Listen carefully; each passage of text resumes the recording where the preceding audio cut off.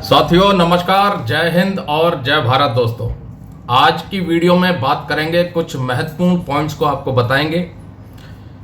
जो सैनिक अभी सर्विस में हैं, किसी इंजरी के चलते लो मेडिकल कैटेगरी हो गए हैं, तो क्या उनको वास्तव में डिसेबिलिटी का कोई बेनिफिट मिलेगा, कोई कंपेंसेशन मिलेगा, कोई मुआवजा मिलेगा, या नए शब्दों में कहें तो इम्पेयरमेंट रिलीफ या लिबरलाइज्ड इम्पेयरमेंट रिलीफ ये मिलेगी या नहीं, इसके ऊपर आज चर्चा करेंगे। तो सबसे पहले बात करेंगे दोस्तों, यदि आप बैटल कैजुअल्टी हैं तो क्या आपको डिसेबिलिटी एलिमेंट या इम्पेयरमेंट रिलीफ या लिबरलाइज्ड इम्पेयरमेंट रिलीफ मिलेगा या नहीं मिलेगा। इस चीज को समझने के लिए पहले तो यह देखना पड़ेगा कि आपकी जो कैजुअल्टी है, जो बैटल कैजुअल्टी आप घोषित तो हैं, आप किसी ऑपरेशनल एरिया में सेना की कार्रवाई करते वक्त आपको कोई इंजरी हुई जो कि बैटल कैजुअल्टी घोषित हुई, या गोली लगी वो बैटल कैजुअल्टी घोषित कर दी गई, और आप नॉन फैटल केस हैं, तो ऐसे में आपको एक लम सम अमाउंट सरकार की तरफ से मिलेगा, जो कि अभी शायद 4 लाख के आसपास है। ये अमाउंट रैंक के हिसाब से हो सकता है, अधिकारियों का हो सकता है ज़्यादा है, लेकिन ओआर रैंक को लगभग 4 लाख रुपए मिल जाते हैं। अब सवाल खड़ा होता है कि बैटल कैजुअल्टी है, नॉन फैटल केस है, तो क्या डिसेबिलिटी एलिमेंट या लिबरलाइज्ड इम्पेयरमेंट रिलीफ उनको मिलेगा जब वो डिस्चार्ज जाएंगे।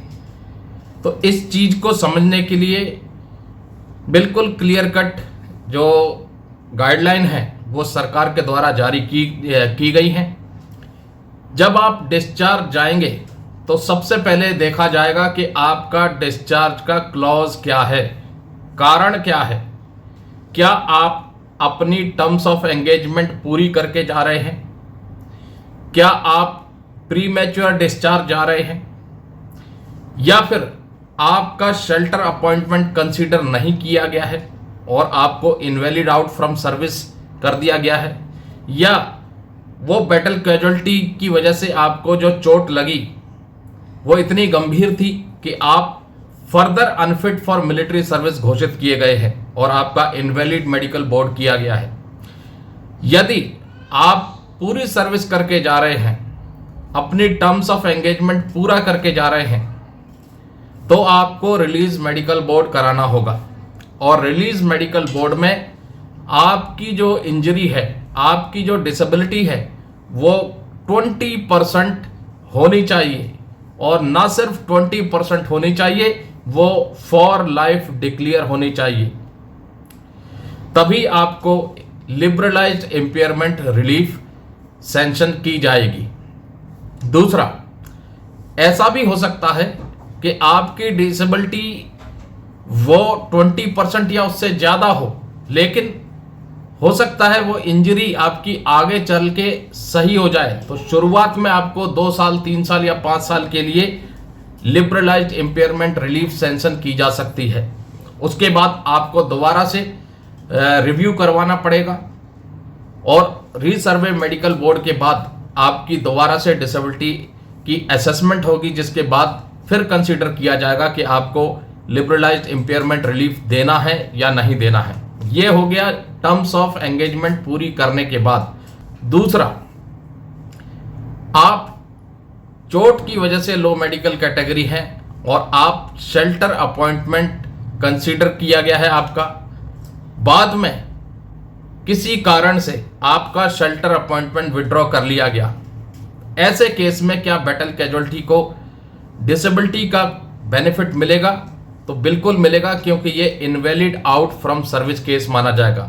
यदि आपका इनवैलिड मेडिकल बोर्ड हुआ है या आपका शेल्टर अपॉइंटमेंट विड्रॉ करके आपको घर भेजा गया है, तो दोनों ही केस इनवैलिड आउट केस माने जाएंगे, और ऐसे में आपका परसेंटेज मायने नहीं रखता है, क्योंकि ऑलरेडी वो disability attributable to military service है, तभी वो बैटल कैजुअल्टी घोषित की गई है। और उस केस में आप 5%, 10%, 15% भी आपकी डिसेबिलिटी डिक्लेयर की जाती है, एसएस की जाती है आईएमबी या आरएमबी में। तो आपको राउंडिंग ऑफ का बेनिफिट मिलेगा, वो हो जाएगी आपकी 50% पूरे बेनिफिट लगने के बाद। क्योंकि इनवैलिड आउट केस में यदि कोई सैनिक अपनी डिसेबिलिटी की वजह से नौकरी छोड़ता है तो वो 20% मानी जाएगी, और उसके ऊपर चूंकि ये बैटल कैजुअल्टी है, एट्रीब्यूटेबल टू मिलिट्री सर्विस है, तो वो हो जाएगी वो डिसेबिलिटी पेंशन या फिर लिबरलाइज्ड इम्पेयरमेंट रिलीफ को आकर्षित करती है, और उस पर राउंडिंग ऑफ का बेनिफिट भी मिलेगा, वो हो जाएगी 50% बैटल कैजुअल्टी केस में। लेकिन ये जरूरी नहीं है कि हर एक बैटल कैजुअल्टी को लिबरलाइज्ड इम्पेयरमेंट रिलीफ सैंक्शन होगी ही होगी। अगर आप पूरी सर्विस करके जा रहे हैं, रिलीज मेडिकल बोर्ड में 20% से कम आपकी डिसेबिलिटी की असेसमेंट की गई है, भले ही वो बैटल कैजुअल्टी है, फिर भी आपको डिसेबिलिटी का बेनिफिट नहीं मिलेगा, रिजेक्ट कर दिया जाएगा लेस देन 20% होने की वजह से। अब ऐसे में क्या किया जाए?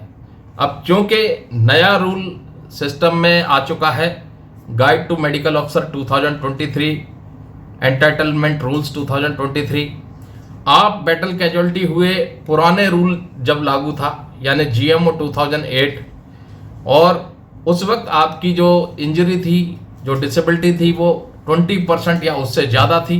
रिलीज मेडिकल बोर्ड जब आप कराया जीएमओ 2023 के हिसाब से वो 20% से कम आकी गई।